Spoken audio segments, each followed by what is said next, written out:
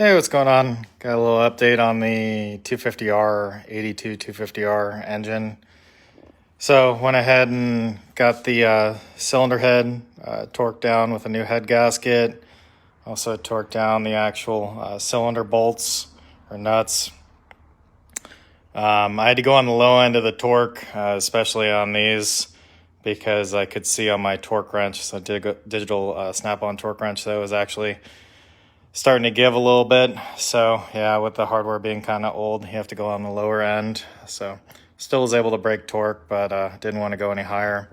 The top was fine on the low end. Got the new gaskets there on the exhaust port. Also put the new gaskets on the valve reed assembly. Clean it up a bit. Tried to soak the rubber, make it a little bit so I can flex it to get the carburetor on there eventually.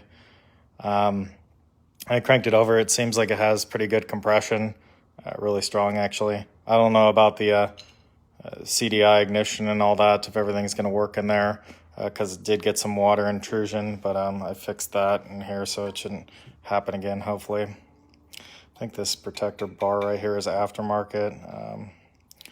Figure out if I want to leave it on there or not. Probably keep it on for now. But now's the other issue that I'm coming up with. So when I bought the ATC, it came with just the engine and then the frame. The frame has like the gas tank on it and everything like that, but it's missing all the engine mounts, bolts and everything. So really all I have is mounting wise is this. So all I really have is that and then one bolt. So unfortunately, all that stuff's discontinued. I was looking on eBay. One guy has like a partial set for like $120 or something. I might have to buy that, but it looks like it's still missing some pieces. So if it comes down to it, I'll have to fabricate the spacers, whatnot. Because you always want to, the engine's got to be fastened down really well. If you don't fasten it down properly, if it doesn't have all the proper spacers, you'll crack the magnesium casing. So it's extremely important, especially with this engine because it vibrates like crazy, that all the engine mounts are in place, properly in place. I looked at the case for this engine and I don't see any cracks, so yeah, that's good. But anyways, now I'll try to go ahead and collect all the mounting hardware and then go ahead and get it installed.